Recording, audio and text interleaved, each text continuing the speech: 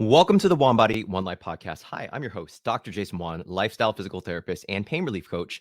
What we do is we help busy parents, healthcare workers, and professionals eliminate chronic pain. And we do that all from the comfort of your home. That means no manual therapy, no medication, and absolutely no reliance on things that are outside of your control. And we teach you every tool, strategy, and behavioral change to get you back to the activities you love without pain limiting you. And if you're interested in the month of August, we're focusing this month in helping 5 ambitious moms to lose 10 plus pounds, feel stronger, and eliminate their pain. So that way they can enjoy life to the fullest. So if you're interested, send me a DM at Flex with Dr. J, either on Instagram or Facebook. Again, the keyword is August. So that way we know that you're interested in this. But also, you can text me the word August, and the number to text is 415-965-6580. And we look forward to helping you. So today's topic is all about the 10 non negotiable things that I personally do for better health and longevity, or it's the things that I focus on and try to improve on every single day. And so, just to back that up, what does non negotiable means?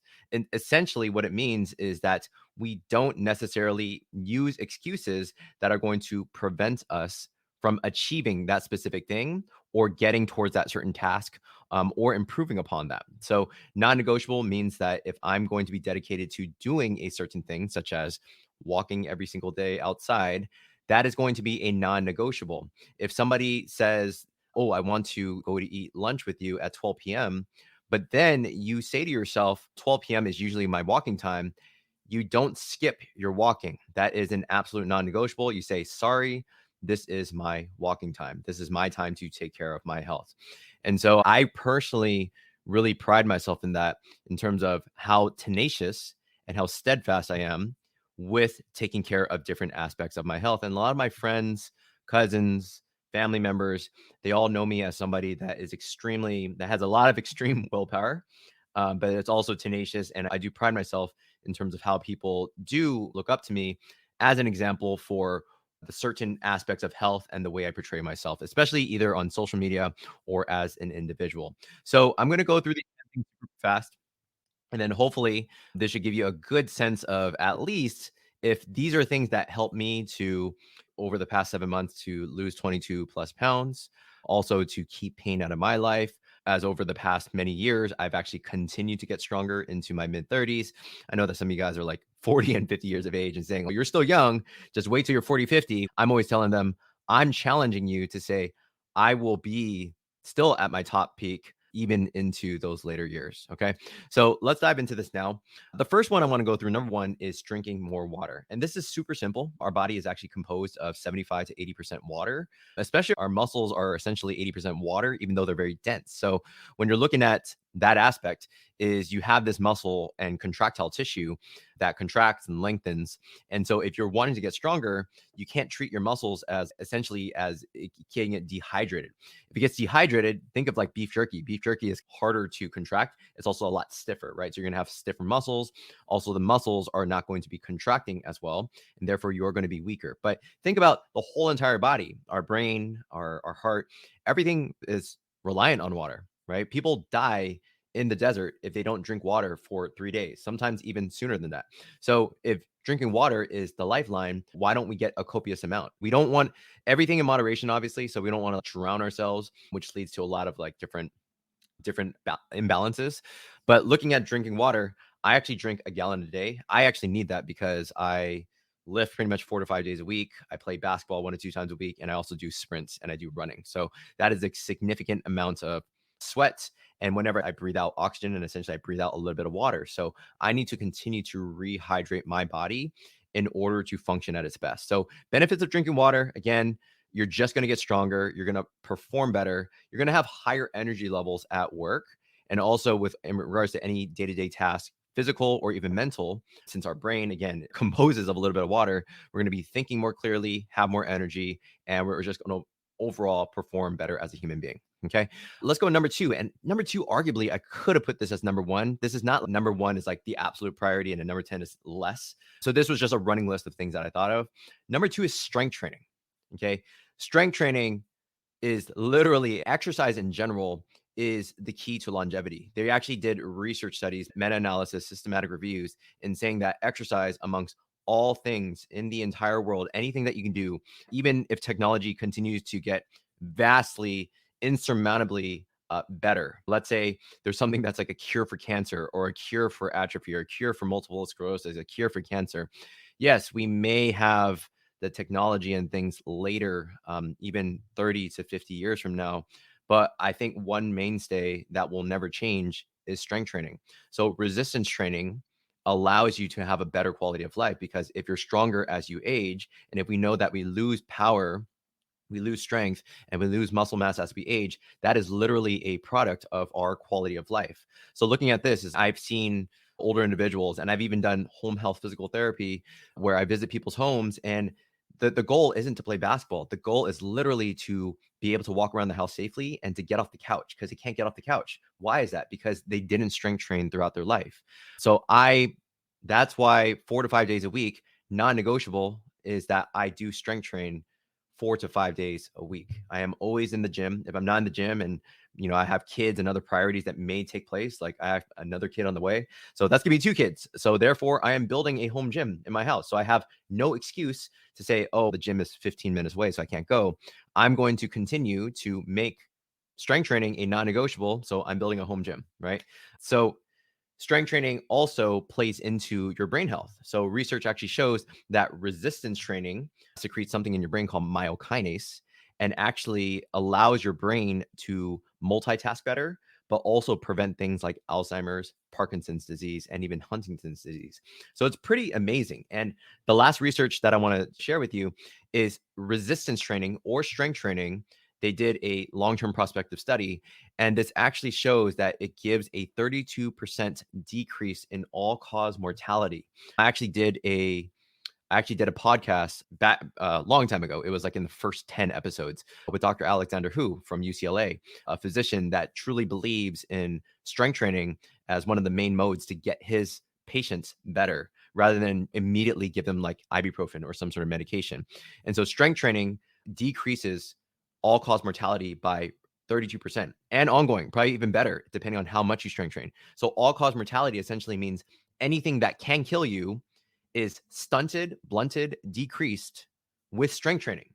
So as even some of my clients, that they come into my program and they're like, oh, I'm expecting to learn a lot of good mobility exercises, but then all of a sudden from week 1 or 2, I'm immediately giving them strength exercises, which can be it makes them hesitant. They're like, oh man, this stuff seems hard. The hard stuff, the harder exercises, are oftentimes the one that are going to make you adapt and get stronger. I could spend days talking about strength training, and I'm probably getting a little over my head on this because still have 8 more to go. But looking at strength training as one of the pivotal things to not just decrease your pain, better quality of life, keep your brain, heart healthier, but also allow you to live longer and have a better quality of life and decrease any all-cause mortality. So I don't care if you have high blood pressure, cancer, anything that like runs in your family, chronic low back pain, strength train. And I promise you, it'll probably likely, not even probably, it'll 100% get better with the right strength training protocol. Okay.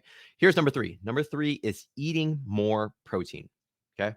So protein is the main building block of muscle, right? So protein is actually broken down into amino acids. There's long chains called peptides that essentially form musculature. Okay. And musculature is made of a lot of things: sarcomeres, muscle fibers, muscle spindles. There's a lot that goes into that. There's a lot of nerves that kind of run through the muscles. But if you're strength training and you're following number 2, is that you have to have your diet kind of follow suit. So if you're strength training more, you need to think about the quality of the food that you eat. And essentially getting in more protein has vast benefits. And that's been proven in research too. Eating more protein allows you to build muscle, get stronger. It allows you to actually look better and look leaner. So counterintuitive, some people are like, oh, I don't want to eat too much protein because I might get bulky. No, protein will actually likely build muscle. So that overall is going to improve the protein to fat percentage. Your BMI is going to likely go down if the goal is weight loss, and you're just going to feel better and you're going to look a lot leaner for that sense. So for me personally, I take in roughly 1 gram per pound of protein. That is just my gold, non-negotiable, minimal standard. And when I eat protein, I do get in a lot of protein before my workouts. at least 0.5 grams per kilogram. And even right after the workout, which have a protein bar, literally while I'm watching this, I'm going to eat that right after this podcast recording.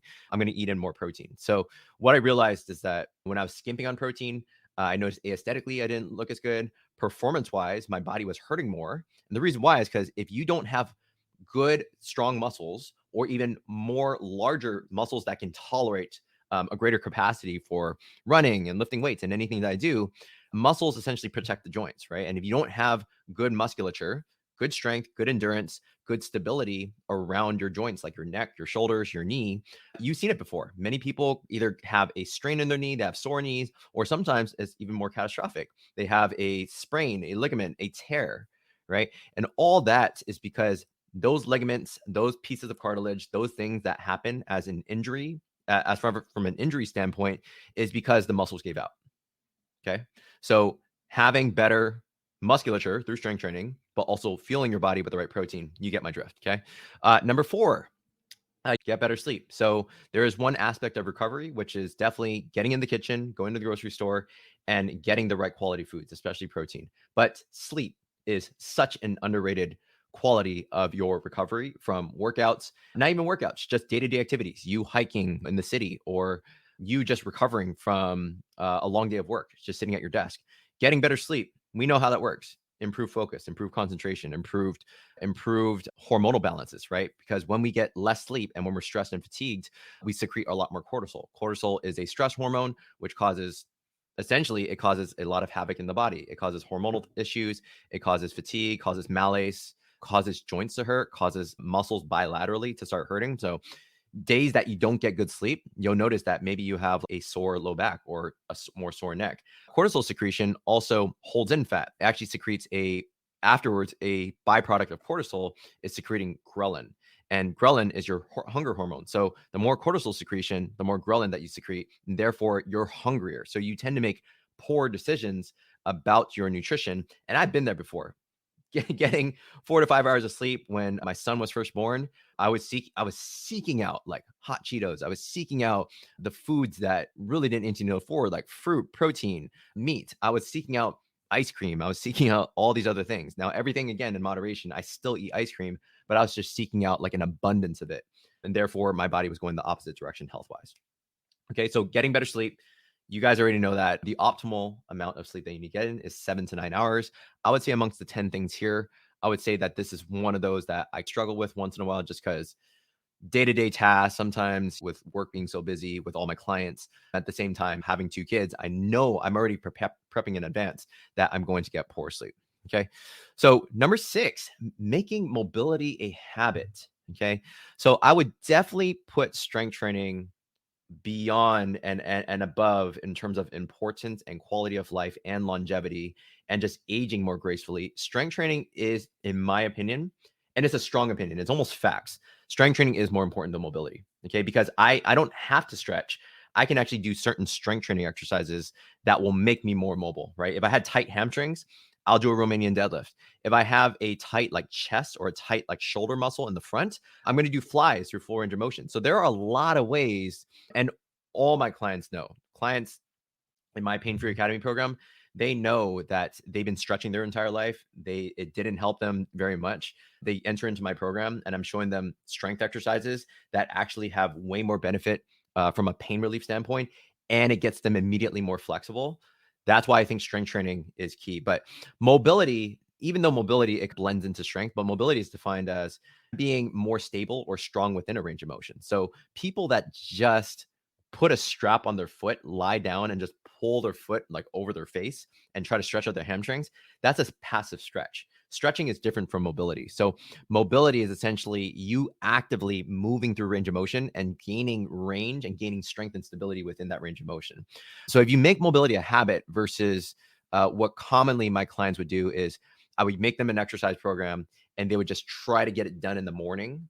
You think about that, getting it done in the morning and you're like 15 to 20 minutes into your mobility routine, you feel better in the morning. You're like, I feel very crushed today. And all of a sudden, 8 to 10 hours into the day, you're just sitting at your desk, sitting on your ass all day, right? what's going to win? What's the balance? Look at a seesaw, right? If you're on a seesaw and it's teetering back and forth, mobility for 15 to 20 minutes versus you sitting on your butt and not moving at all for 6 to 10 hours a day, what's going to win? The 6 to 10 hours. The 6 to 10 hours clearly outweighs it, and you're still going to feel stiff, achy, potentially in pain, and your body is going to decay over time too. So making mobility a habit keeps your joints healthy, preserves your joints. Not only that, but also you are contracting muscles through that range of motion. So you're making those muscles more pliable, right? So what I do in my life is I've set up many things. I actually teach my clients in a full training curriculum about the science of habits, being one, triggers, action, and reward. Those are the three phases of habits. An example is if I wanted to work on my strength of my quads, I might do reverse Nordic curls, or I might do squats. So what I'll do is I'll put some sort of visual trigger, like I'll put like a band before I get into the kitchen. And I'll say like a rule to myself, I can't eat anything in the kitchen until I pick up this band and do squats or do reverse Nordic curls, which are both good exercises for quads. So that's what I do. It's like I make mobility a habit by having these triggers. I do mobility throughout the day. I actually probably stretch and move. I would say a dedicated session of like at least 2 to 5 minutes is 8 to 12 times a day. And that's a lot. That's 60 plus minutes of mobility. And even then, while I'm brushing my teeth, I'm still like moving. I'm still stretching out my back. Even in the shower, I turn off the shower and I still do stuff. And that's what allows me to stay pain free. That's what allows a lot of my clients to have a sustainable transformation where pain doesn't come back after a certain treatment or a certain solution. So making mobility a habit is absolutely pivotal. I would still say strength training is a little bit more important. I would still put that more towards the top. Okay, number 7, taking creatine monohydrate daily. Why I say this, and this one sounds weird. You're like, why would you just bring out a random supplement? Creatine monohydrate it's the most research-based supplement known to man. It is more research-based than actually protein, right? So we might think that protein is is one of 3 main constituents that we can eat, ingest, and absorb into our body. But creatine actually is more research-based. Creatine allows you to have more power and strength output as we go into our workout. So what I do is I actually take as a maintenance 5 grams of creatine after my workouts, and that's actually the most sensitive time where creatine is most sensitive to uptake within your muscles.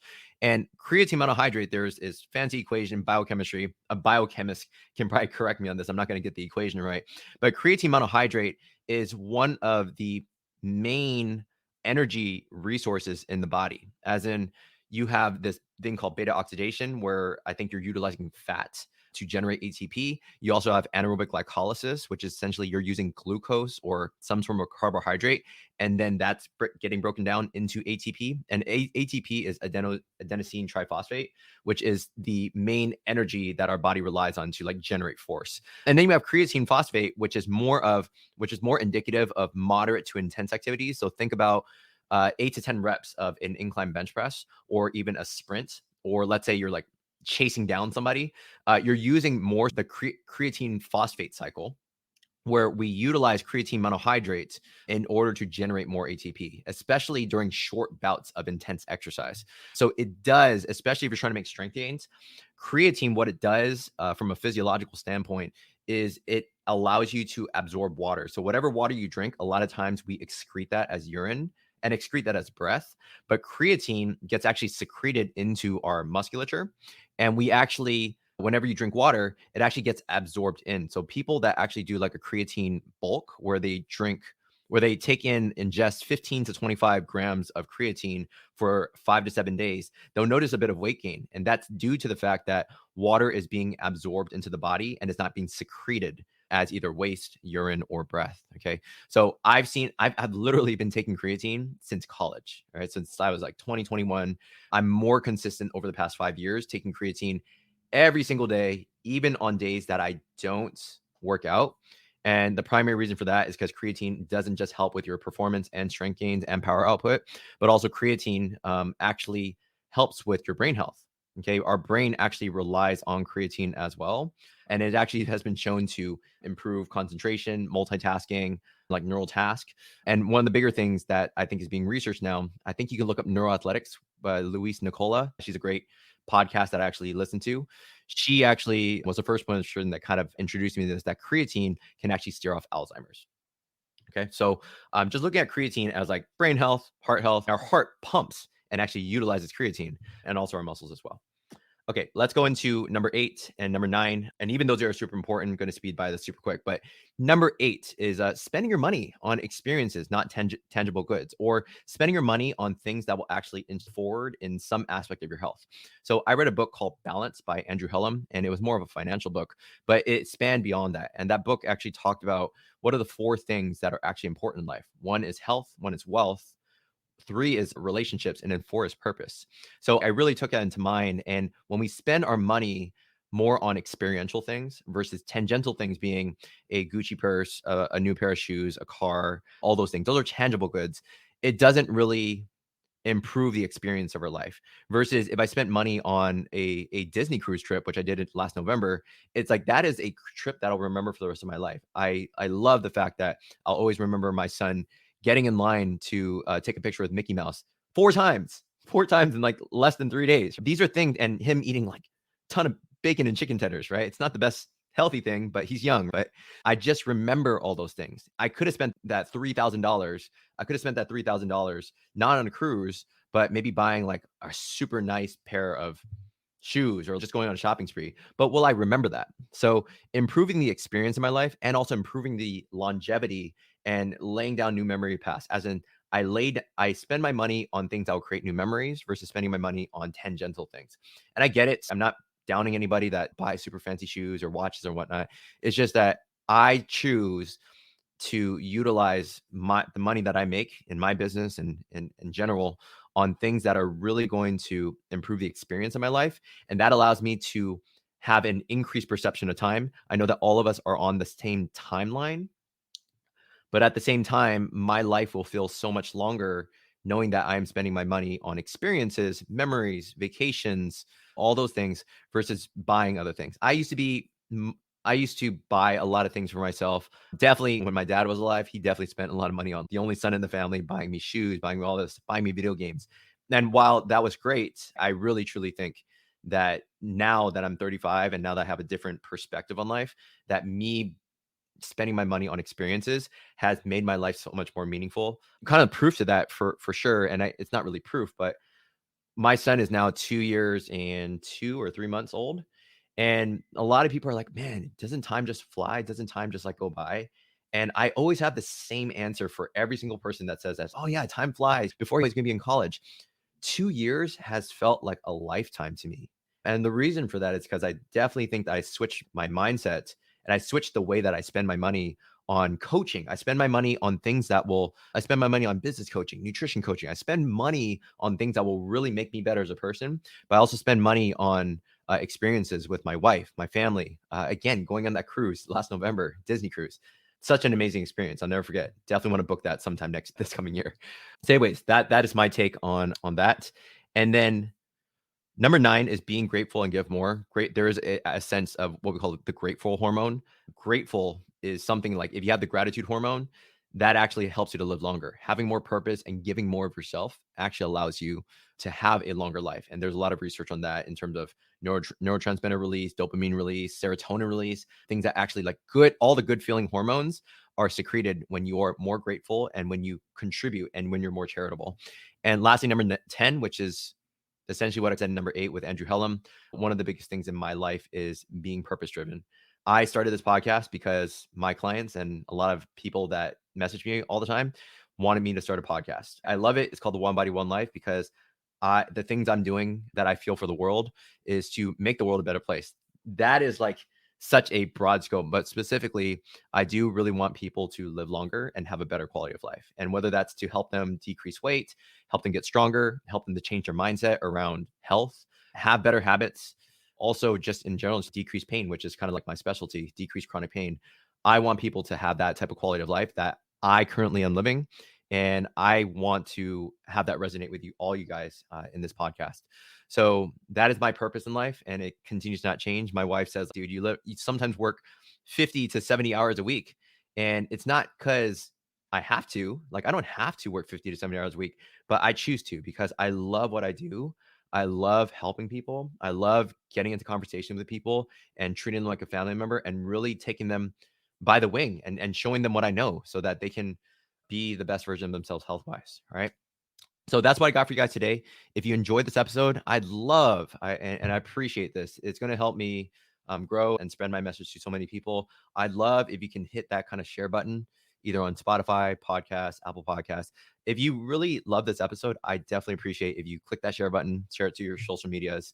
It would definitely be appreciated. Also, if you leave a 5-star review, that'd be even better. That way, somebody looks up health, pain relief, some sort of keyword. My podcast will shoot up to the top. And there's a lot of health podcasts out there that are phenomenal.